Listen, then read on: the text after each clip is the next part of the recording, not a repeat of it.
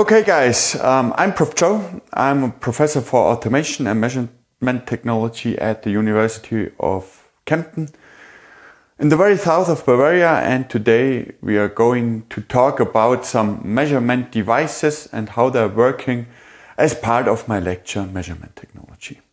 So, last two parts were about how to deal with errors when measuring currents with a real current meter and measuring voltages with a real voltage meter, meaning that both of them have some internal resistances, both the current meter and the voltage meter, which have to be taken into account when doing a proper exact measurement.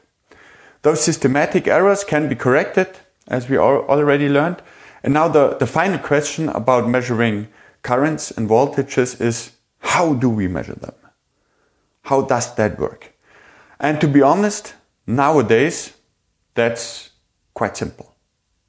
Nowadays, you have analog digital converters, AD converters, which do the job for voltages. So, using an oscilloscope or any measurement device you could buy out there probably, you get an AD converter which just converts an incoming voltage into a digital value you can use right away.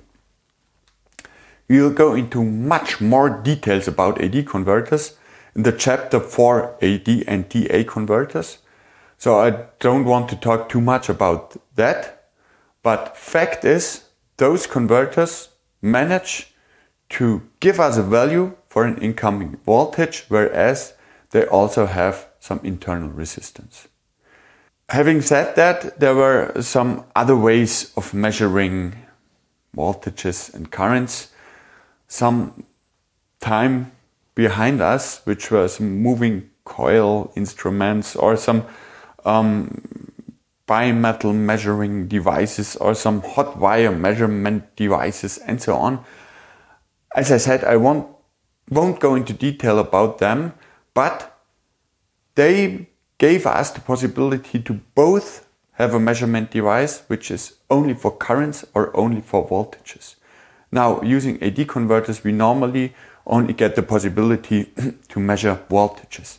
But on the other hand, that is anyways no problem, because using a known resistance, we can just measure the voltage dropping across that resistance. Just a known resistance, and we are measuring the voltage drop along that resistance, and that will give us the current just by the relation we all know, which is U times R, which is Ohm's law. That's the way most of our multimeters you can buy out there will realize the current measurement within the device. Okay, what else to say about measurement devices? There are a whole load of devices out there in the market.